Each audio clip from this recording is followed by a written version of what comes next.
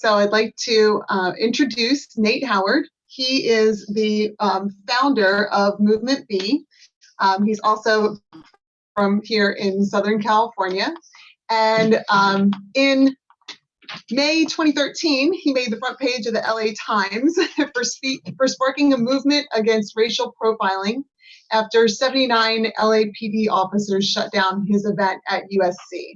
And he realized that someone else was trying to tell his story and that he wanted to start an organization to help people discover their story, and thus came about Movementbe.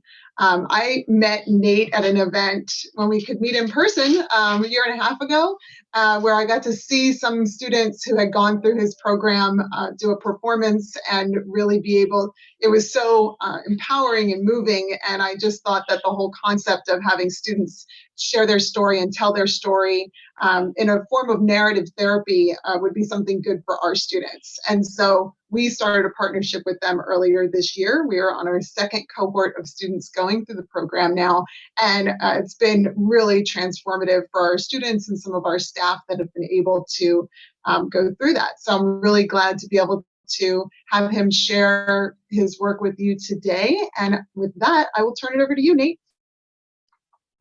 Thanks, Liz. Thanks, Liz. Excited to be here today. Excited to talk to you all.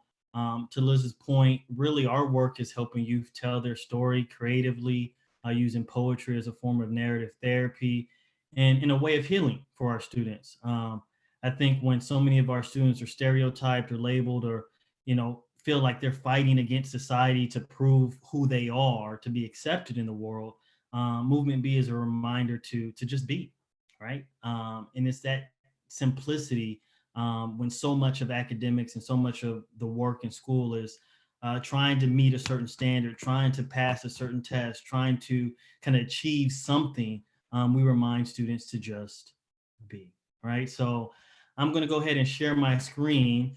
And my goal today is to give you an overview of Movementbe and then take you through an experience of what we do with youth. Does everybody see my screen here? Yes. Okay, perfect. So Movementbe, as a platform, we realized that there was a disconnect between students, educators, and professional counselors. But before I even get into this platform and what we're going into, I want to kind of give you a background of where we started. And this is part of where I'm going to take you guys through an experience today. But really to kind of give you that background, Movementbe started in 2013. As Liz said, I was a student at USC. 79 LAPD officers showed up to my house in riot gear.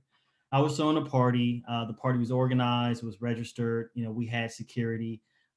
Everything was put together, right? So as I can reference what that was,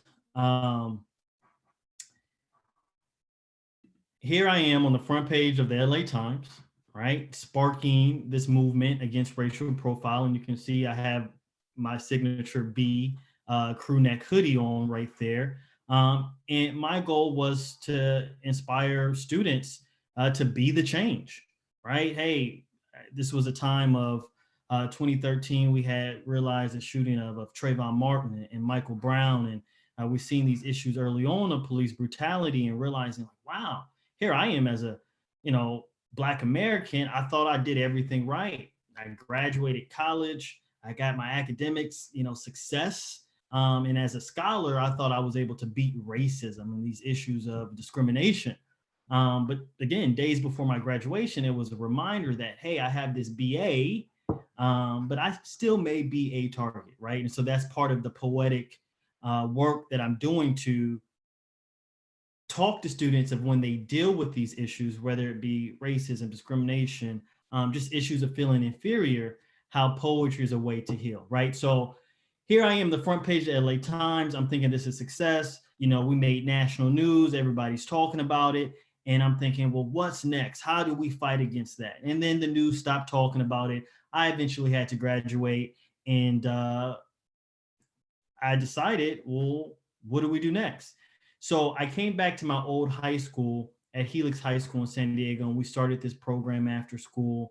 And really, that's what Movementbe became. It became a after-school club for students sharing their poetry. And as you kind of see here of kind of pictures and stuff from my Instagram, it just the youth in their stories of empowerment.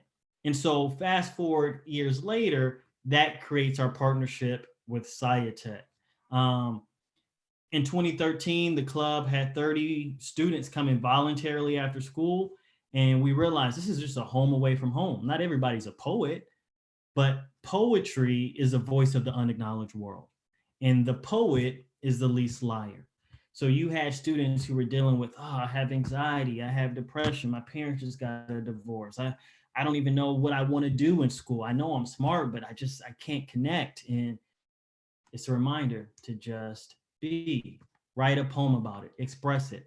So in 2013, we moved on from Helix High School. We started doing work at a school called the Monarch School, working with students impacted by homelessness.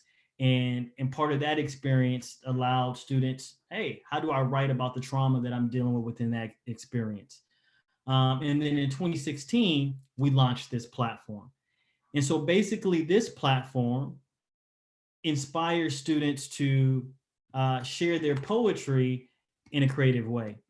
And pre-COVID and the pandemic, we were pretty much already prepared for distance learning and this online technology.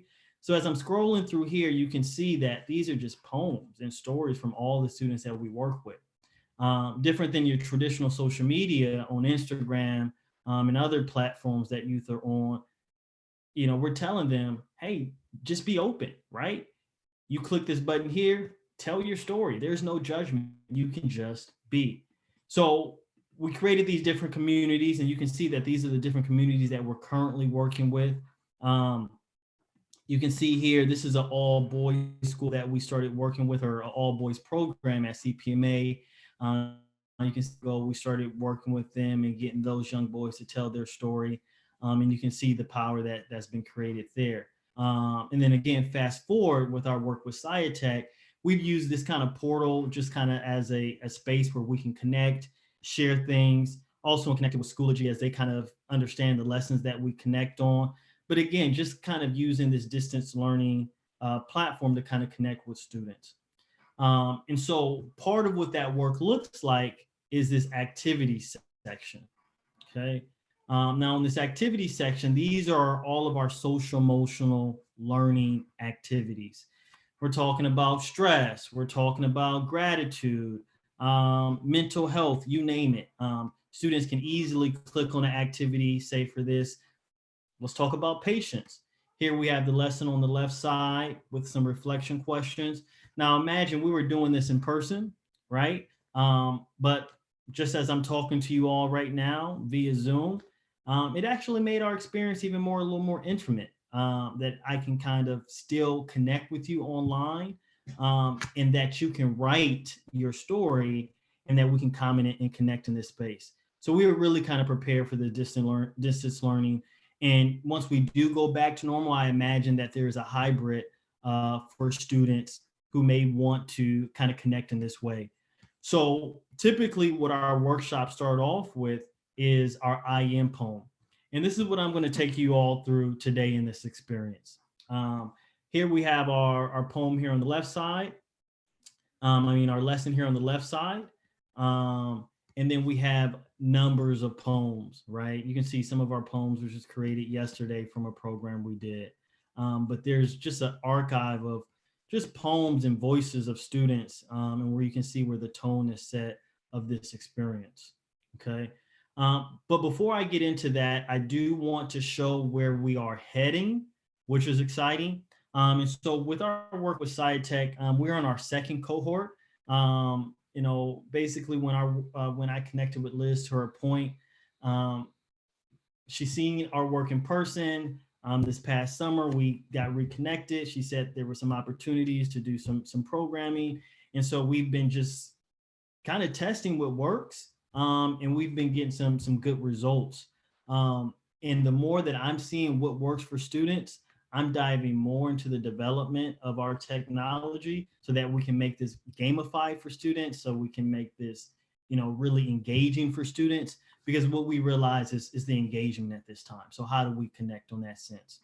So you've seen the platform that I just showed you, which we'll experience. But this is what I want to show you of where we're heading to and what we're getting prepared for. So as I mentioned, part of this work is really allowing students to just be. And the issue that we had when we went on campuses was, well, where are the professional counselors that deal with the emotional well-being of students? Now, I know we have our academic counselors, and I know we have, stuff to make sure that students are career ready. But just in general, when students are, dealing with trauma and having stress and anxiety, where is that support system? And I know a number of schools have created wellness centers or, spaces for students to feel healthy and safe. But obviously, in this time of a pandemic, and students are in impacted housing and situations where they may be dealing with abuse, but how do they report it? Or they may be dealing with other issues, and how do they express that? And what we realized early on is that poetry can contain a lot of truths, right? And a student may not go seek counseling or go seek help for whatever fear, but if they're given the opportunity to write about it, say in a workshop style like this, or just given the opportunity, they may write a poem or creatively express how they're feeling, hoping that somebody would hear them, right? And I think that's our job. So, I mean, this started with this idea of working with a group of students at Morris High School. The poem was suicidal. And I said, wow, I need to do something. As a mandated reporter, I reached out to the school psychologist, who, again, she already has a number of students that she has to work with who have IEPs, and she's overwhelmed. So that got me questioning, if this student is suicidal in their poetry, I mean, what are other students dealing with, and how can we save more lives or make sure that students don't go down a spiral effect, right? Whether it's drugs or other kind of coping mechanisms, let's introduce them to it now that poetry or array of creative writing could be a huge coping mechanism for them. In knowing that they will continue to go through issues like we all do, but how can they use poetry and writing to heal as narrative therapy? So what we're saying is, hey, we're in a pandemic, right? I mean, it's 2020. We've realized what's been going on. Let's not act like students aren't dealing with things. Let's not act like families aren't dealing with things, like the society hasn't changed. So we need to be more intentional. Let's not wait for students to cry out for help. Let's say, hey, we know students need help. Now, it doesn't have to come in the form of, hey, we know you need help, but it can come in the form of what we're doing, like Movementbe, right? I would try to say we're cool, we're creative, we want to be hip to students, as something that's engaging and fun, but at the same time, knowing that we've created a tone and space that allows students to be vulnerable, right? So what we're saying here is, hey, students are going to experience anxiety as a result of social media, as I mentioned, unstable environments, but still this increased expectation of, needing to academically achieve or to find their careers and success in life. And even when this pandemic is over, I mean, it's going to be a long lasting effect, right? Because people have lost family members have lost jobs, opportunities. I mean, different situations that have just kind of stemmed from this whole shift in our world, as we know. So there needs to be more professional counselors, more mentors, more supports, or what I'm advocating, obviously, in our work with SIATech, to invest more into this type of programming that most people will say, oh, that's soft, fluffy, wuffy, like emotional stuff. But I mean, if we know students don't achieve academically unless they feel confident about who they are, and what's important to them. And so how could we be intentional in that sense? So as I'll show you here quickly, our platform is going to be able to provide students with a social emotional curriculum, but also give a report on the students' well-being. So social emotional learning, which I imagine a number of us already know, but what we're doing is we're taking it a step further in this work of transformative SEL, as I kind of mentioned my story, as a Black American, right? And I'm seeing what's happening in society, different than some of my other counterparts who very much may be dealing with anxiety and stress, but the added weight of the young Black male who may be already stereotyped, who already may be feeling these issues of the world may be against me, my dynamics with police, that fear that's been, you know, that really haunts my mind, that maybe somebody else may not have to experience. Obviously, that's stopping me from my full learning capabilities in a lot of ways.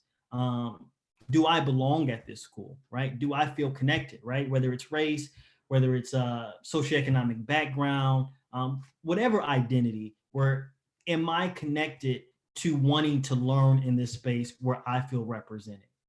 We remind students to just be, right? So part of what this is looking like, as I've kind of already shared, and as you're seeing, this is what our work with SIATech, as we're building, you know, hopefully expands to on that level of saying, in partnership with Movementbe, this is a safe place where students can be, right? But it's also healing through writing.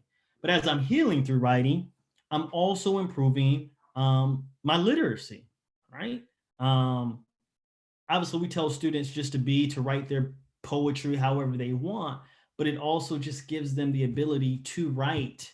And when you write, you become a better writer, right? And then part of our work at the end of our workshops, we challenge students to speak, right? And so again, we're talking about oratory, allowing students to express themselves through their own story, right? And the power in that gives students agency of, wow, my story matters, and I'm learning how to share my story, which of course can translate into anything, right? To career, to just life in general, of being an advocate for yourself and what you represent.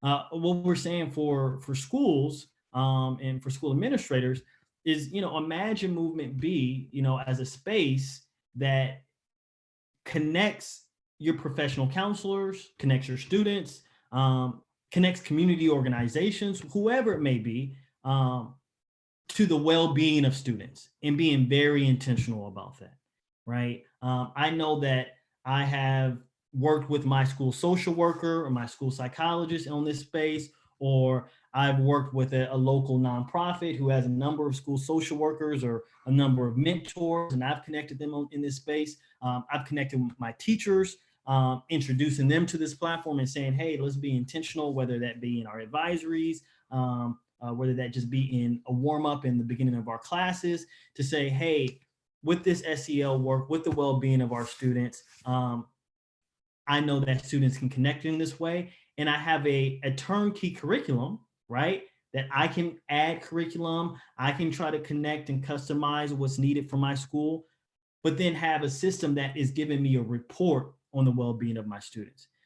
And then again here, for professional counselors, again, when I mentioned where this work started, okay, professional counselors or people are just overwhelmed. I mean, teachers are overwhelmed, school administrators are overwhelmed, because, well, maybe my work is supposed to just measure this for students or to do this and that. But because I care so much about my students, and maybe they don't have housing or they don't have food, or what do I do? Like, I can't fully serve my job if I know my students aren't in a promising place to succeed, right? So long story short, right, this is where this is all coming together. So I've done a long intro overall with Movementbe. I'm going to pause there before I move on and to show you guys what this experience is. And I kind of want to open it up if anybody has anything in the chat, or if they want to come on the mic and ask any questions or have any comments.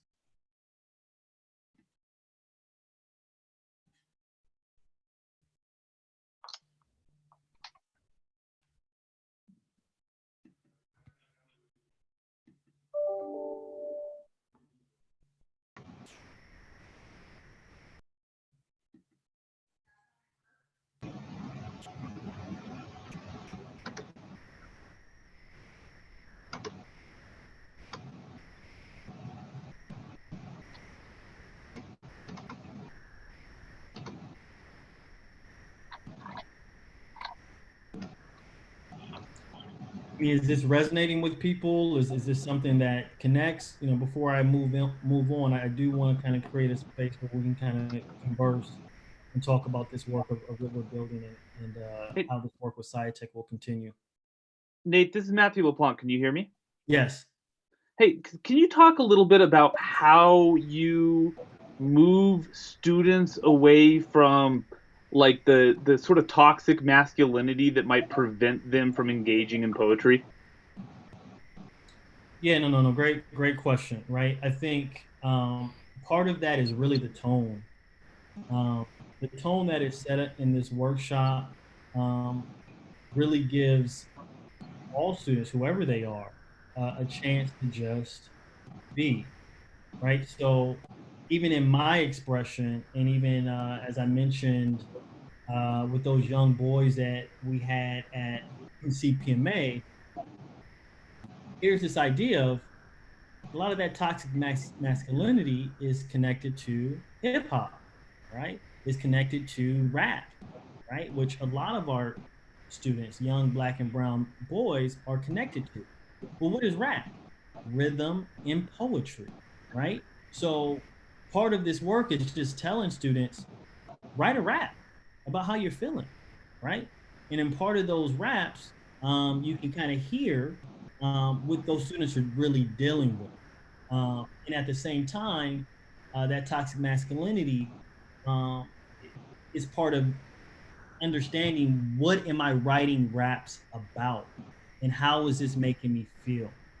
So when we say tell your story before they do, which is our model, we're asking young people, who is they, right?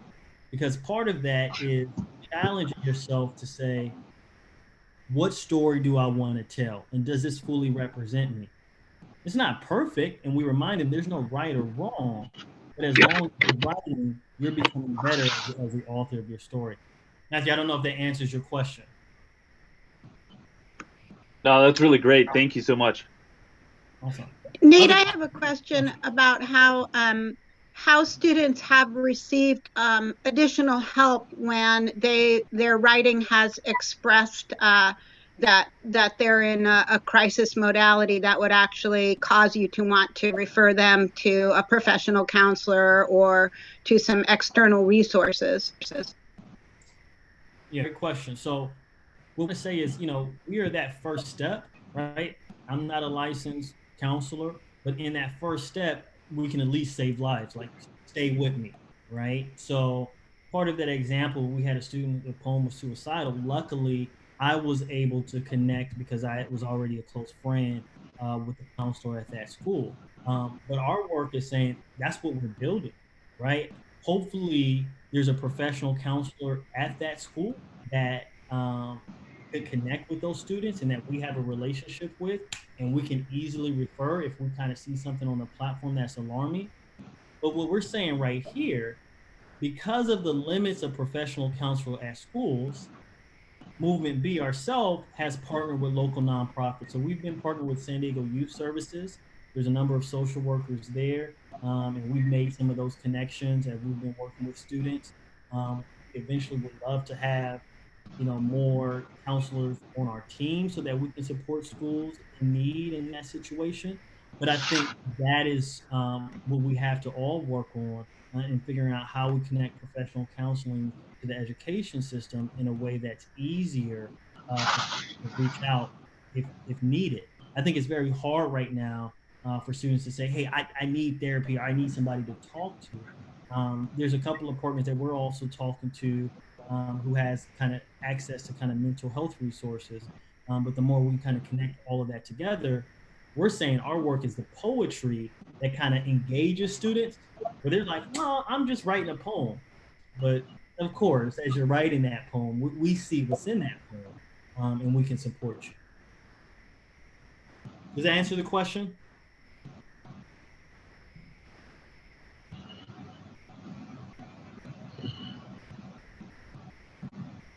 Yes, thank you. Yeah. A little long-winded, right? I mean, I think part of what I'm kind of sharing here is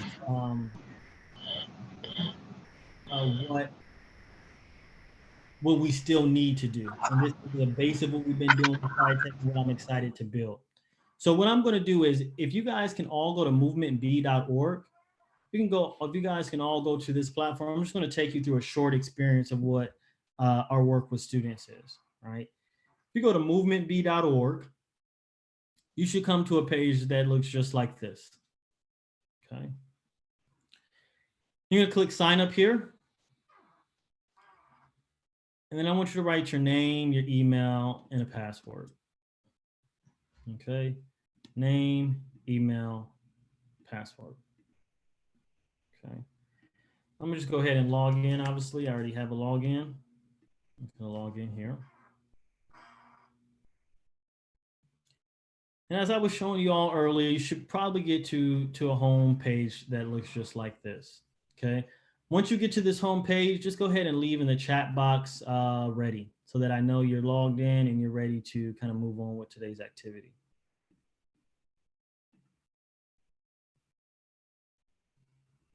You should get to a home page that looks just like this.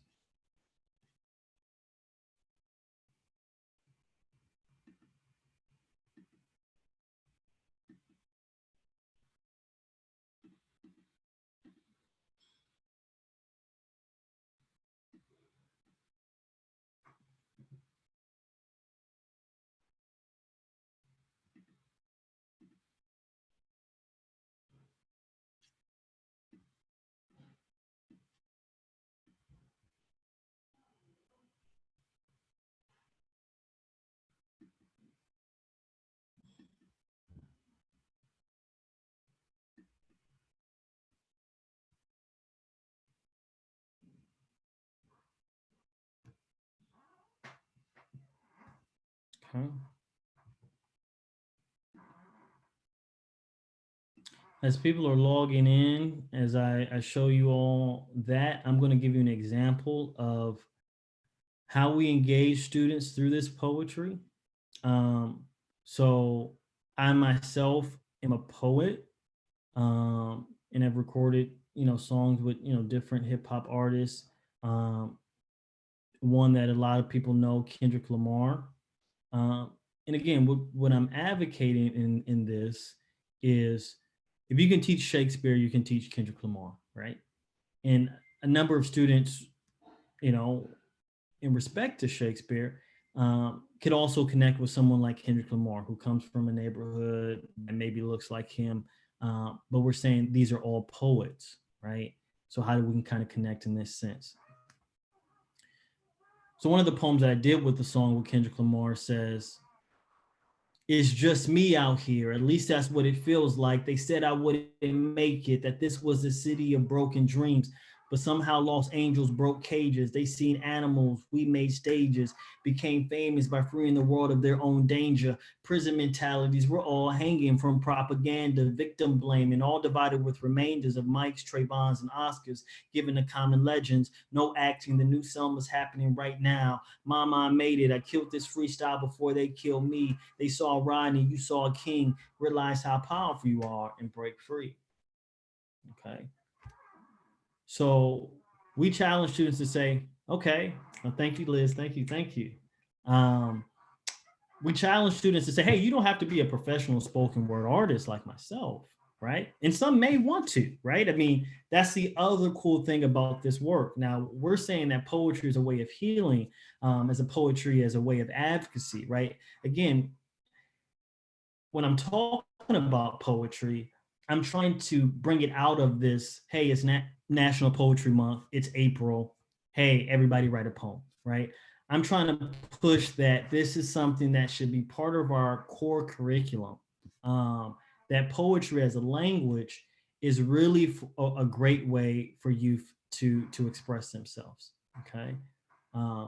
So again, I'm talking a lot. I want to kind of pause and make sure that everybody's checked in with me, that they're following along. Liz, is there any questions, comments? Does anybody else have questions or comments about what I'm speaking about? I don't have anything in the chat yet, but I am here. So if anybody wants to, if you want to enter a question in the chat, please do.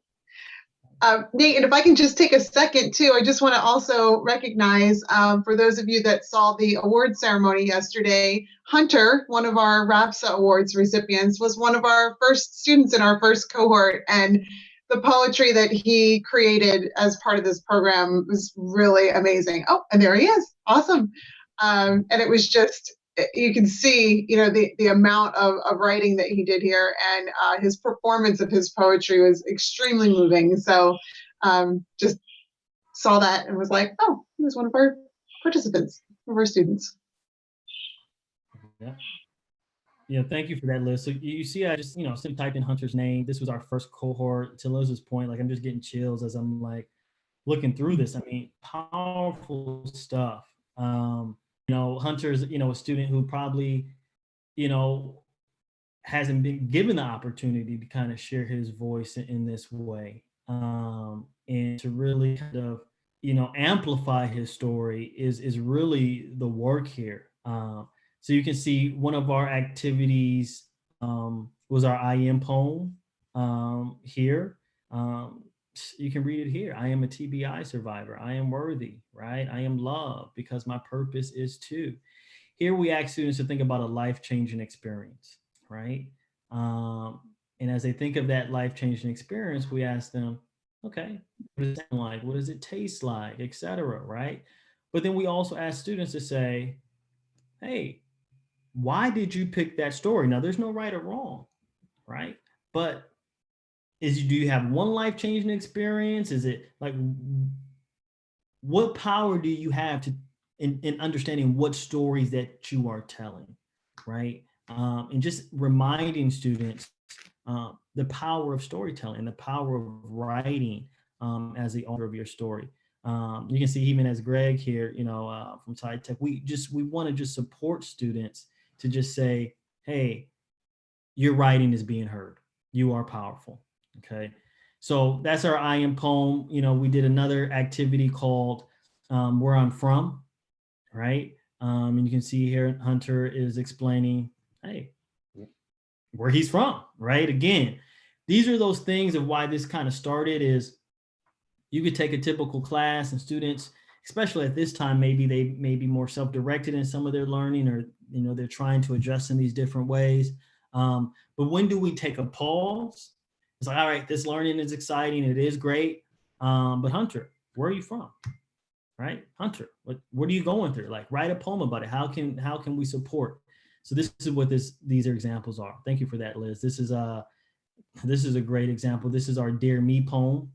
Right? So all of this is connected to our social emotional learning activities that you see in the activity sections. And once students are done, it posts directly to their profile here. So yeah, in 10 sessions, as you can see, a number of cool creative poems that students can have. What we're also realizing, as you can kind of see my profile here, you can see my purpose here. I can add my cover photo, and I just have a number of poems here myself. So we've realized as staff development, as adults, I mean, everybody needs this, right? So I see Dr. Talisa here. She says she's ready, right? Just to kind of give you an example. Thank you, Dr. Talisa, right? You can add a cover photo here. You can add your purpose, and just kind of a cool platform. So for those of you guys who are in the platform, I'll kind of just take you through one stanza to kind of give you an example. You're going to go ahead and click the activity section here. So right here on this left side, you're going to click the activity section. You're going to scroll down, and I want you to select activity number 22. I want you to click activity number 22. Okay.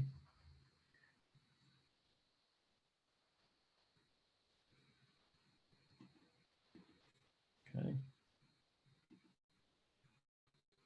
So I know Dr. Talisa, thank you. If anybody else logged into the platform, you can leave in the chat box ready. I want to make sure that we have a couple people who've logged in to go through this. I know we have about 20 minutes left. I can take people through an experience, or I can also kind of just share overall updates of the platform. Check in with me. Nate, let me just reassure everyone too that by putting your name and email address in here, you are not going to get a ton of spam from Movementbe. If that is your concern, that will not happen. I can attest to that. So it's really just giving you access to the platform. You're not signing up for anything that you're going to get heavily marketed to. So just in case that's anyone's concern. Thank you for that, Liz. And I do want to piggyback on that and saying that is a lot of the concerns and partnerships with school districts and our work. And as we've been kind of learning, right, we've all kind of been adapting to distance learning. And as I've been developing this platform, I've been working with attorneys, making sure that all of our terms and agreements are together.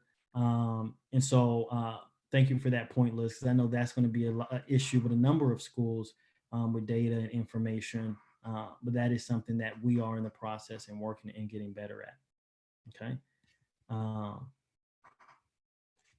But yeah, you know, as we have some couple minutes left, chime in with me. I see a couple of people are on this chat. If anybody wants to get on video and mic, you know, I'm very interactive.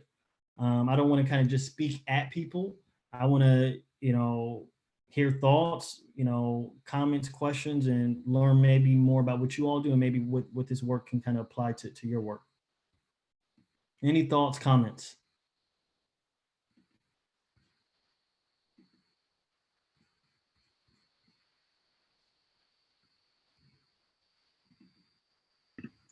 What's your long-term vision for this? 5 years out, 3 years out, what does this look like to you? Great question. Who said that? This is Matthew LaPlante. Matthew. Okay. Great question. My long-term vision is to turn this into a video game. The goal is that we know that students love video games, and a lot of the issues of why students aren't connected to their education because they may be playing video games. You know, it's a big issue with a number of young people, especially when I think about a number of young boys who are engaged in that way. So my long-term vision is to say, if we can create a platform that's fun, engaging, and students can be playing and learning at the same time, boom, you know, we have a winner. Just to kind of show you an example here, I'm just going to make a very test email because again, this is you know, we're very much in the beta of our platform and how we're using this new update. But this should give you an example of where we're heading in the future. I'm gonna say I'm a student. So here I'm at this platform and I'm gonna go into MovementBland, right? Really exciting here. This is really kind of a base platform. A lot of this was really originally inspired by Duolingo. And what you can see with Duolingo is that, you know, students can kind of do this on their own. When I think about gamification and gaming, when we talk about engagement, students don't need you to sit next to them to play a video game, right? It's about leveling up and getting achievements and, you know, directing yourself on how to improve yourself, right? So Duolingo did it right. I mean, to learn Spanish and to get activities and to have a daily goal. This is a new way of learning. And I think more students are going to find engagement in this sense. So as we look at MovementBland, you know, I'm putting the story mode to it. But the whole idea is that, hey, welcome to MovementBland. You need to complete these activities. You will get B coins. And then you can use your B coins to get B swag. Maybe you want a B hat. We have hoodies. We have shirts. And then in partnerships with our schools, maybe they have some incentives, right? Maybe, you know, as we work with SIATech more, maybe there's some different things that, okay, if I complete this, we can add this for students to kind of achieve in different things. But, you know, part of that story mode is get your B coins, conquer each island, right? So as you kind of complete each activity, you unlock these levels until you ultimately get to the end. But what we've kind of created in here is that, hey, well, this is an assessment. Now, part of for that student is a self-assessment for themselves to see their improvement, but for the school as well to kind of assess their students. But it's all gamified so that students are just feeling like, all right, I just have to complete this to get to the next level. And I just want to unlock the next level to win whatever it may be. So when we look at our assessment here, these are our SEL assessments connected to some of the SEL surveys that are already out there that we're just playing with. Well, for example, are you socially aware? Maybe I am. Do you have trouble self-managing? Agree. Maybe I do. You know, again, right? Students will kind of complete this survey and then look what happens. As I click next, it's then going to give me a result of how I'm doing in each of these SEL categories. Now, once I click next here, that's going to show up here as a student of the areas I'm doing well and areas maybe I need to improve. Now, on the long term, you know, my goal may be to get to this outer circle to know that I'm doing well in all of these areas. So part of that simple gamification we're doing right now is that when I open this, here are all of those SEL activities. And for students, I want to complete all of these so that I can get on to the next level again, and assess myself on each level. So I'm just going to click start, and it's going to spin here like a wheel of fortune, and it's going to land on one of these activities. Okay. Okay. Again, this is a test. Now, this Dare Me poem is the same Dare Me poem that we see over here, in that same poem that Hunter created earlier, right? Same activity, kind of same platform here, just kind of giving a more open way of gamifying it. And what this platform will also do is, you know, there's fill in the blank here. You can't see a great example here, but all of these will be fill in the blank. So when you go back to this activity, this is completed. And for students, for each of these, we want them to complete to get to that next level, okay? So to answer your question, and I guess I'm, you know, just showing more of what this is going to look like.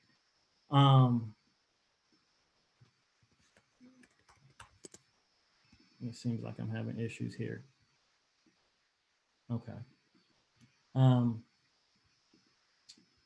I'll show you, I want to show the back end of what this will look like.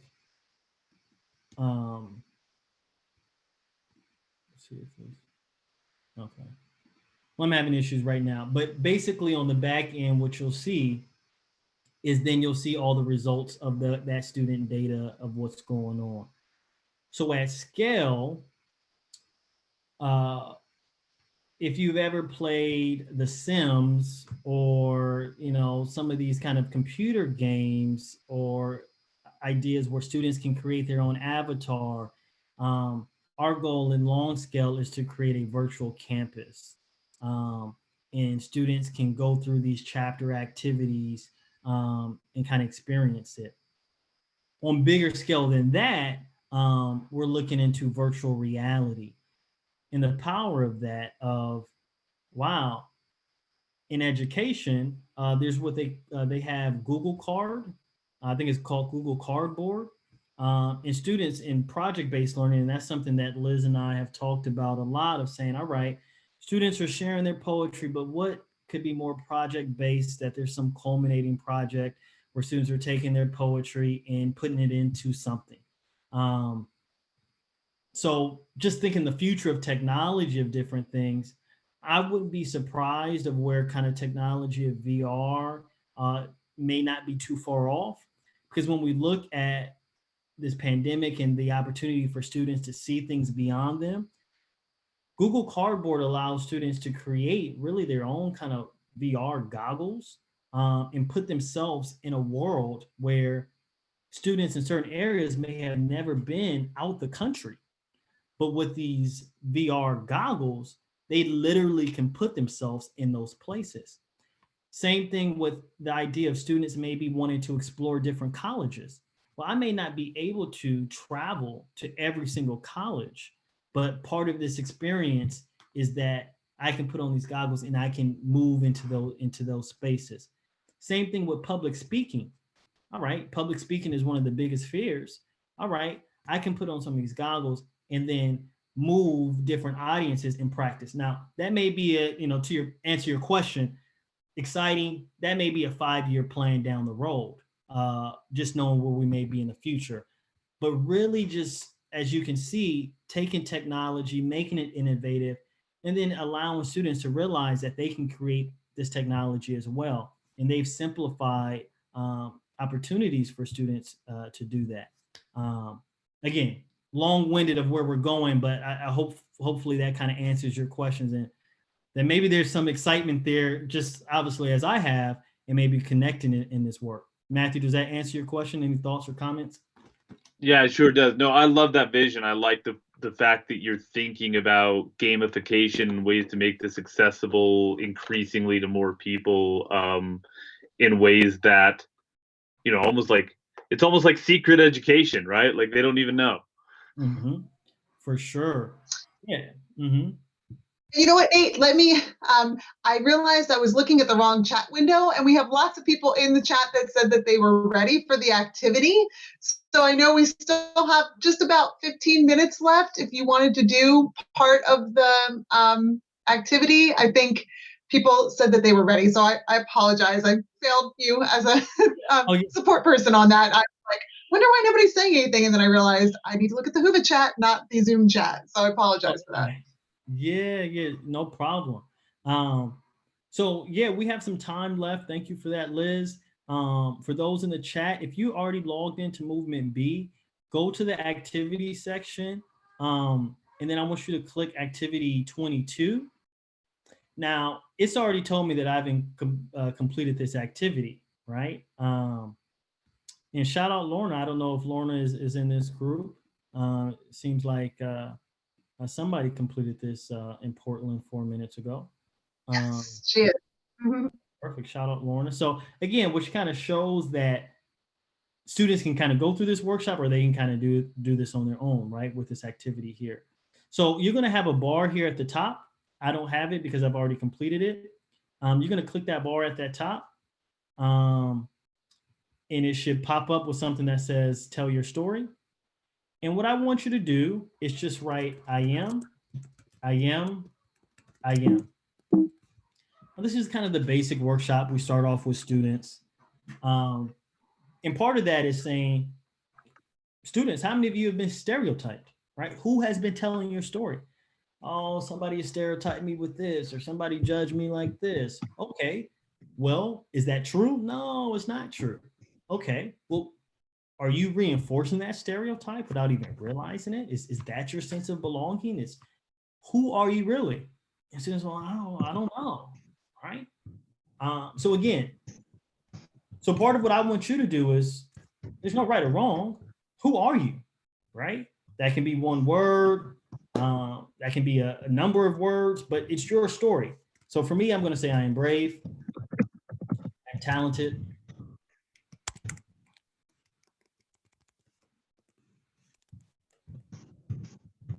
and I am ambitious. Okay. All right or wrong. Okay. And then we ask students that line after that is, because my purpose is to. Right? I am because my purpose is to. Now, when we describe purpose, we're reminding students, okay, purpose. What is purpose? Is that something we talk about in school a lot? Like, what is my purpose for being here? What is my purpose in life? What does that even mean? Now, we always tell students, I mean, your story can always be edited. It can always be revised, right? But at least just begin to start thinking about what purpose means to you.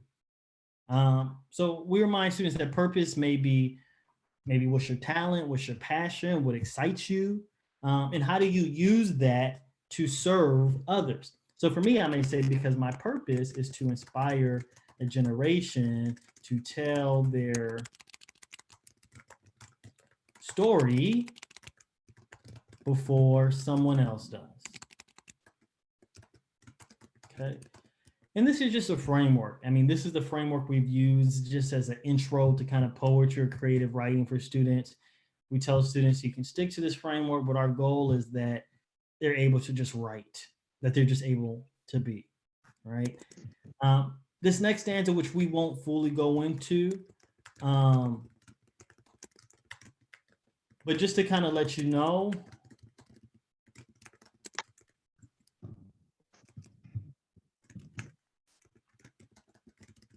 okay.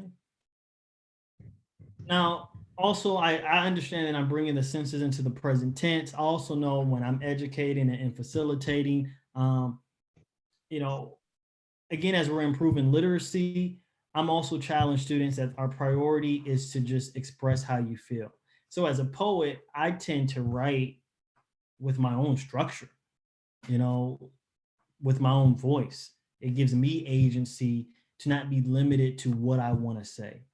But again, I think for a number of students, just giving them that opportunity to start off. And then if we want to kind of help and coach students and saying, hey, in literacy, this is how this works. It's really kind of open, but our main goal is just to allow students to be, right? And so this last stanza then connects students to say, who do you want to be in the future?